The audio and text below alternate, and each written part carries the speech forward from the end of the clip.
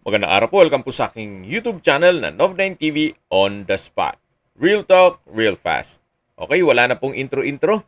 Nandito po tayo ngayon sa Bacoor, Cavite kung saan meron po tayong bagong video presentation. Isang brand new na house and lot. May lot area po ito na 104 square meters at may floor area na 148 square meters. Halos hindi naman po ito natirahan gawa ng nasa Amerika po si owner. Tungkol naman sa dokumento nito, ito po'y titulado, buhay po ang may-ari, kaya wala po kayong maging problema sa documentation o sa transfer ng title. Pasok po tayo dito sa pedestrian gate. Diyan may ilang steps ng stairs. At dito naman po sa harapan ay pwede po kayong maglagay ng coffee table. Then dito naman po yung garahe na naka-tiled flooring.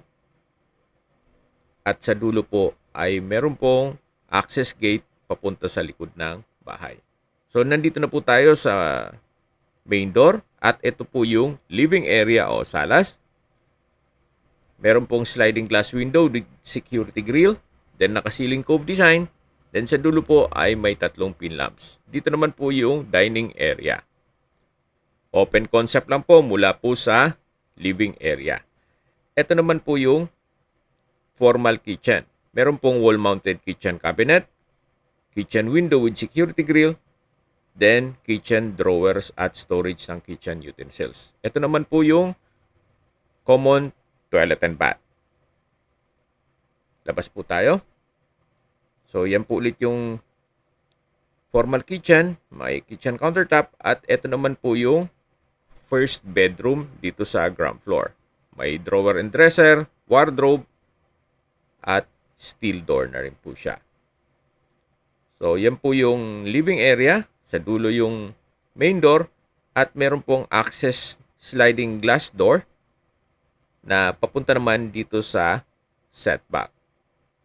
Ito po yung service area na may tiled countertop.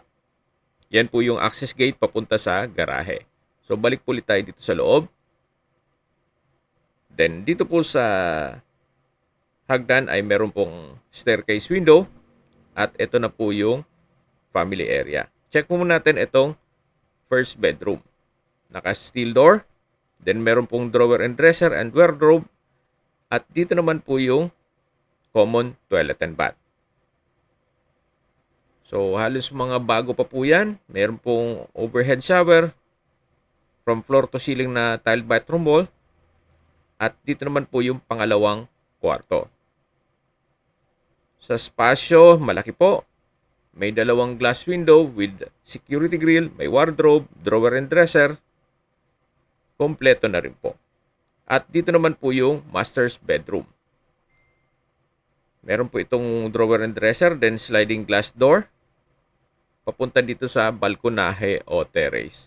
Hanggang dito po yan sa kabilang side.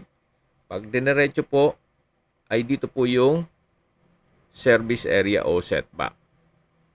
May access din po dito mula sa family area. Yan po yung inyong magiging kapitbahay once na ma-acquire nyo itong property. So, balik po ulit tayo dito sa loob.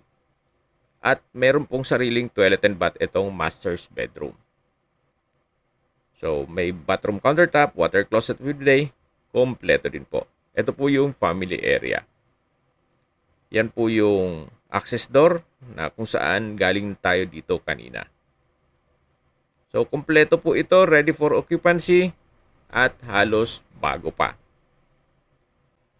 Binebenta po ito ni owner sa halagang 8 million pesos. Kung may mga katanungan po kayo, tawag lang po kayo sa aking numero. Ang full video po ay mapapanood nyo sa aking main YouTube channel na Nov9 TV Official, the Nov9 TV channel at Nov9 TV Listings. Salamat po sa panunod sa aking mga videos at ingat po kayo lagi.